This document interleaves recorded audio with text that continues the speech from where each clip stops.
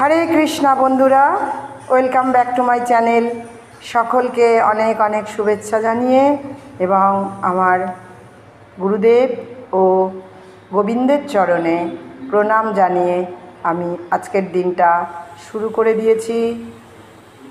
গোপালের রান্নাঘরে আজকে যে স্পেশাল ভোগটা হচ্ছে সেটা হলো ঝিঙে দিয়ে ডাল। এটা ডাল অনেক রকমেরই হয়, কিন্তু এটা পুরনো দিনের একটা ডাল। ছোটোবেলায় অনেক খেয়েছি আমরা, তো সেই হারিয়ে যাওয়া ডালটাকে আবার আমি করে দেখাবার চেষ্টা করছি। তো সেই ডালটার জন্য কি কি লাগছে দেখে নিন। লাগছে গোটা জিরে, তেজপাতা ফোড়ন দেওয়ার জন্য, লাগছে জিরে, গরম মশলা ও শুকনো লঙ্কা একসঙ্গে ভেজে গুঁড়ো করে নিয়েছি। লাগছে নুন, হলুদ, চিনি। লাগছে মটর ডাল এবং লাগছে ঝিঙেগুলো কেটে টুকরো করে নিয়েছি। আর লাগছে সর্ষের তেল। প্রথমেই আমি মটর ডালটাকে সেদ্ধ করে কড়াই আমি তেল দিয়ে দিচ্ছি। প্রথমে আমি জিরে এবং তেজপাতা ফোড়ন দিয়ে দিলাম। এবার ঝিঙের টুকরোগুলোকে দিয়ে একটু নেড়ে চেড়ে এক এক করে নুন, হলুদ,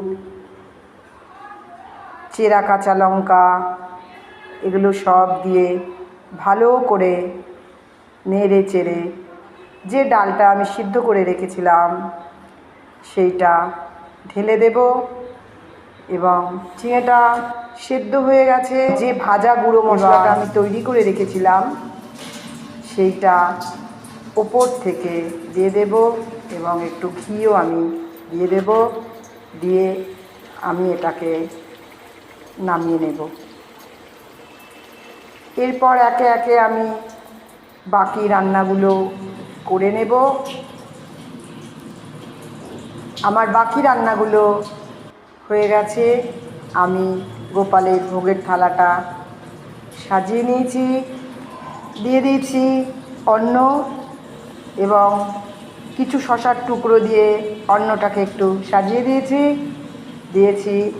উচ্ছে আলুর ভাজা, দিয়ে দিয়েছি লাউয়ের খোসা আদা কাঁচা লঙ্কা দিয়ে ভাজা, দিয়েছি আজকের ঝিঙে দিয়ে মটর ডাল, দিয়েছি পনির আলুর রসা।